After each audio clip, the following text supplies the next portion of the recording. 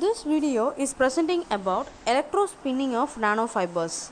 Electrospinning is a method of making of a nanomaterial. So, nanofibers are created by a process called electrospinning. In electrospinning, we can make the nanostructures that vary in fiber diameter, mesh size, porosity, texture, and pattern formation. So, the picture is a nanofiber, which is the outcome of electrospinning over 5 mm length. So see how the nanofiber is varying when comparing to the needle. So for example, for the better example to know about this nanofibers which are formed by electrospinning, take the distance between the earth and the moon. So this we already know it is 384,400 kilometer. It takes only x grams of polymer fiber filament to make up this distance. So take the tension at given over here will be rho is equal to 1 gram per centimeter cube, and the fiber diameter d is equal to 2r, which is equal to 100 nanometer. These are all fiber lengths. So if we have to find the x gram of polymer fiber element, which can be given as volume into rho, as it is cylindrical structure, we have pi r square L into rho. This is the formula. So applying the value, we are having pi into this r square L into rho gives 50 nanometer the whole square into 100,000 kilometer and 1 gram per centimeter cube, which gives approximately 3 grams of nanofibers. So the distance between the earth and moon can be measured with just 3 gram length of a fiber having only a weight of 3 gram. So this is the example of a hair in nanoscale, which is taken as the image in nanoscale, which is 1.3 nanometer. So in electrospinning arrangement, we are having one electrode from that the electron guns coming out, and the fiber element has been placed over there, and because of the combinations, a jet stream of fiber has been came out, and this has been collected. So it's given well given with this schematic representation. So it is a reactive electrospinning apparatus. Here fibers are irradiated with UV light during spinning in order to form cross-linked graft scaffolds. So it is the syringe or syringe pump from which the material will be injected. The material of manufacturing is injected over here, and a high voltage source has been given, and these two applications make a fiber like element to come out of this syringe, and this is placed over a shaft in which UV light has been imposed over it, and a stepper motor with a motor speed control is there to spin the fiber and make it as a roll to collect it. So this is the arrangement for electrospinning apparatus. So UV light has been used for making the fibers in irradiated phenomena. So this is the manufacturing process with electrospinning. The procedure is an electrostatic potential is applied between spinneret and a collector.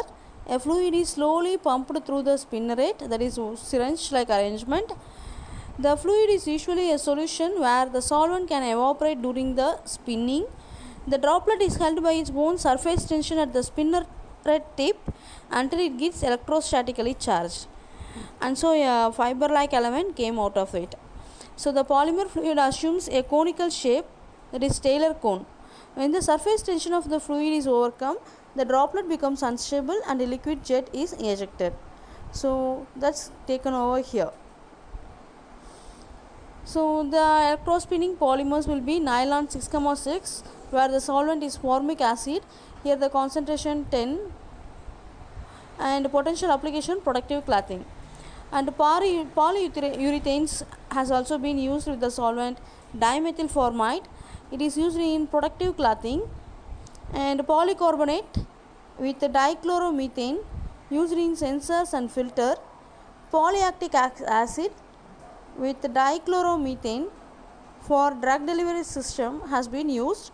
The small size between the fiber allows the capture of particle in the 100 to 300 nanometer range, that is the same size of viruses and bacteria. So it's used as air filter also in aeroplanes, office, etc. So these are the electrospinning polymers. These are the advantage for what we come for it. So nanofibers have large surface area per unit gram. For 1 Armstrong unit, it's having 10 to the power 5 specific surface area. For 10 micrometer, it is having 10 to the power minus 1 surface area. So see, for the reduction in size, it is having higher surface area.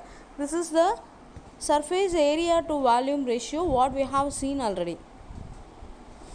Then electrospinning variables are with the chemical composition, polymers with multi-walls has been used.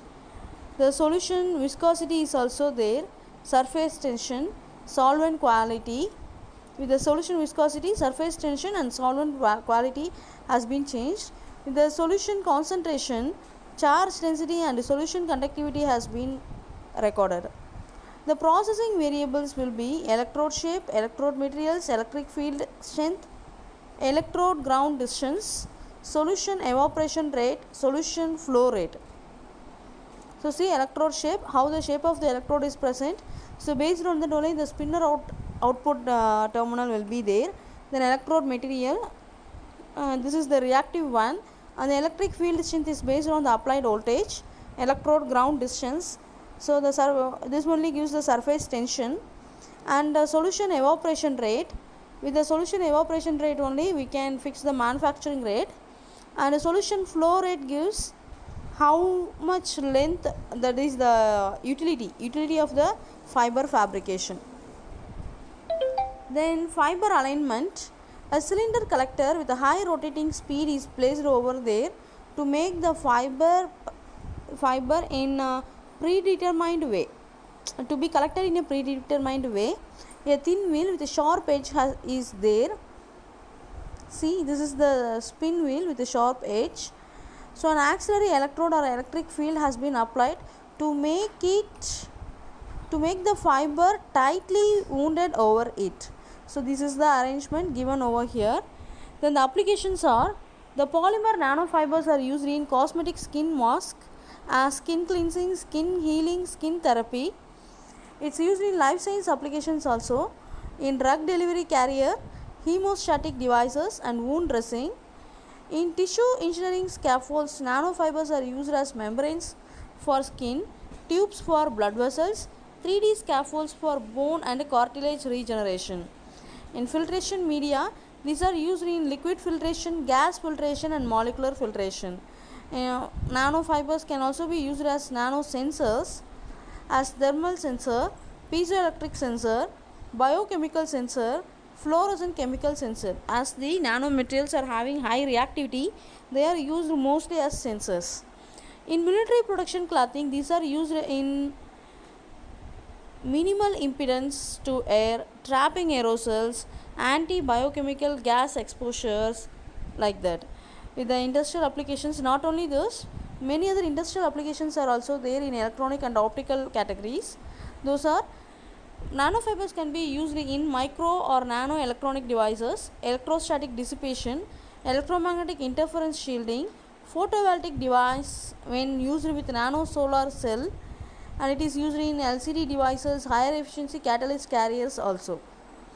So further improvements and research are also going on with electrospinning techniques. So the mechanisms of electrospinning with a better growth rate and bending instability has to be noted.